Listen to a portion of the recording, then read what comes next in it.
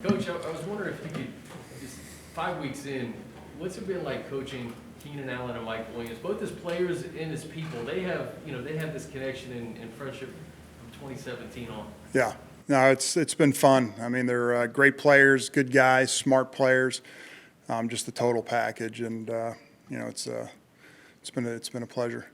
When you look at Marlon Humphrey, it feels like whoever is hot at that time, that's who the Baltimore Ravens throw him on, whether it's tight end, receiver. Just kind of what challenges does he present this weekend? He's a guy with great ball skills. He whether it's creating fumbles or interceptions, he's a dangerous player, and so always someone that you're aware where he is on the field, and someone that you have to be very careful about when you want to go at him. Coach, can you talk about Donald Parham and his growth since he's been in your system? Yeah, I think I'm really proud of him. He's a guy that when you got here and you looked at him, you thought that he would be a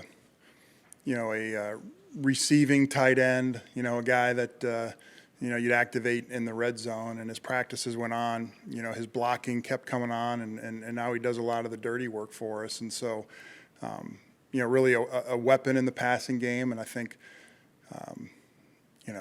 there's a lot of things Jared does that Donald could do if Jared wasn't here. And so, he draws a lot of the dirty work, blocking defensive ends, and he does a great job. And so, not really what I was expecting when we got here, but, man, he's really developed into a complete player. And I think, he's young. You're going to just see this ascension from that guy that, is going to be fun to watch.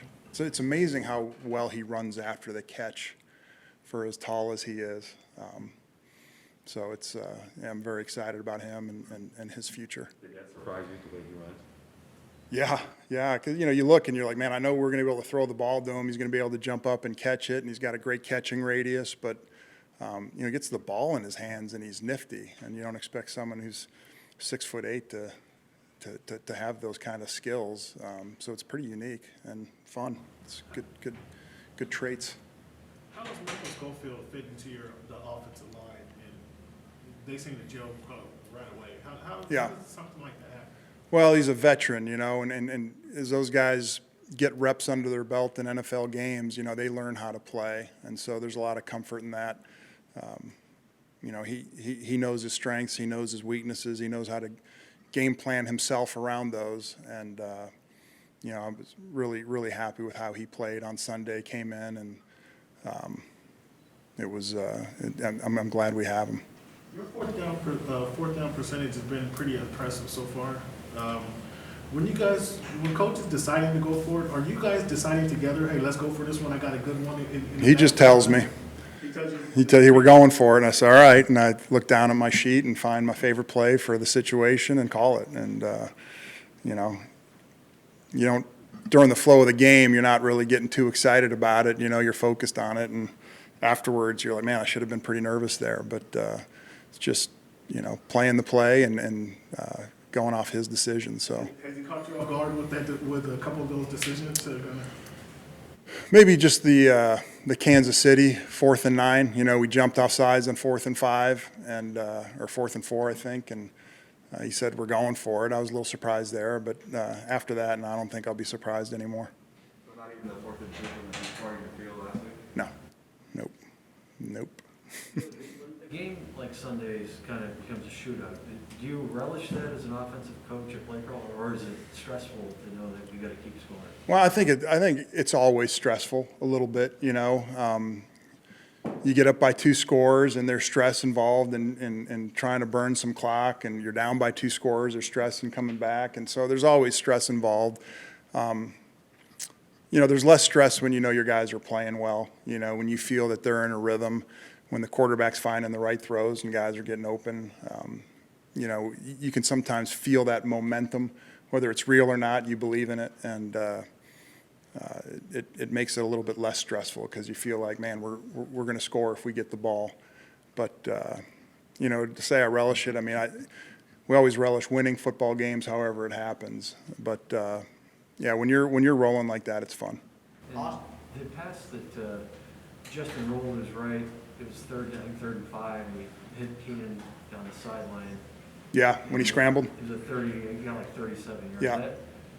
That pass was about perfect, that catch was about perfect. I mean, could either of those guys done anything better on that? No. It was, they had the route that we called, they had it locked down pretty good. I mean, they did a good job defensively, and, he got flushed, and scramble drill came into effect, and Keenan did the right thing. Justin found him, and like you said, a lot of this game is more players than plays, and that was a great example of it. Austin mentioned after the game Sunday that Slater didn't want help. He said he told him not to chip. Yeah. What does that speak to about his maturation and just comfort? Yeah, there's a couple things there. Just, technically speaking, there are times where the tackle knows he's getting help. We're like, hey, we're putting a tight end there or a running back, and he's going to chip for you, and it's coming. And so you can have a set plan to plan for that. And I'm sure he still loves those. It's sometimes, though, the back's got protection, and then if you're free, chip on the way out. Well, as a tackle, you don't necessarily know that that's coming. And so he's setting, thinking he's on his own, and all of a sudden the guy gets hit, and it's like, I didn't know that was about to happen. And so I think that was really more of it. Like, man, I've got a plan to block this guy. I'm good enough to block him, all right? And so don't ruin anything, because I've got it, And so, but if we put Jared right next to him and said, hey, we're going to chip this end, and then he's going to release on a route, I'm sure he's still happy with that. But it does show maturity, because he understands, what he's dealing with and how he's got a plan to block people. And he doesn't want that plan ruined if he doesn't know you're coming there to chip. Justin, it's still early, but there's already MVP talk. Obviously, he kind of takes all that stuff in stride. But did you imagine that would come this quickly? Oh, I don't know. And I mean, you said it. It's early. I mean, there's a lot of football left to be played, and we're just in the first couple chapters of this book. Obviously, we're happy with the way he's playing, but we talk all the time. Don't get caught up in that stuff. It's the next play, the next game. Just win the day. All that stuff will take care of it. So the more you can tune out that noise, the better. But am I surprised at how well he's playing? No. I mean, you watched last year's film when we got here, and it was impressive how well he played last year. And so, no, I can't say that I'm surprised he's playing as well as he is. Joe, with the offense doing so well 5 weeks in, from your first stint as an offensive coordinator, what was your biggest takeaway? What was the thing that you learned the most about yourself or about the job, and now that you're doing it the second time, kind of what's your biggest takeaway from that? I don't know. I mean, I think something that Sean Payton says all the time that I think you probably got from Parcells is that compatibility sometimes is more important than capability. And I just think, Brandon set up, he set that up here for us offensively, where it's just, everyone being on the same page and rowing the boat in the same direction. I think that's huge in any situation. With Rashawn Slater's maturation, does that change your strategy moving forward against the different teams you play in, knowing that he's willing to kind of take on a challenge like blocking Myles Garrett solo for all game? Yeah, I think it's a great asset to any offense when you know that one of your edges, for the most part, is going to win his matchups. And he's had a murderer's row of defensive ends that he's had to block, and he's done well, and it gives you confidence that he can do it. And so you can tilt some of your protection plans at times, maybe towards the other direction. So it's, if you feel like you've got to always help, and listen, Storm's been doing a good job too. So I don't want to minimize that, but obviously if you can only help one tackle, and one guy's, solid consistently, then you'll tilt your protection plan the other direction, and it's tough when both are needing help. Coach, how does it work for you during the game? And I ask you because you guys are finding different ways to beat different teams. Mm-hmm.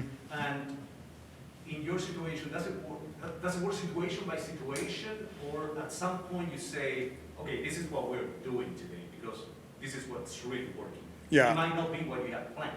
Yeah, I think a little bit of both. I mean, we spend the whole week deciding how we're going to attack this specific team with our specific players. And, you know, sometimes it goes according to script, and other times, you know, they're playing differently, or maybe some of the assumptions you made aren't true, and you've got to make those adjustments.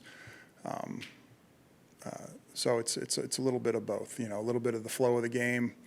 But, you know, most of that work gets done during the course of the week. Joe, Brian has this way of making people believe in him when he's speaking, post-game speech, or here at the press conference. Has he kind of had that way of talking like a motivational speaker since you've known him at Mercyhurst?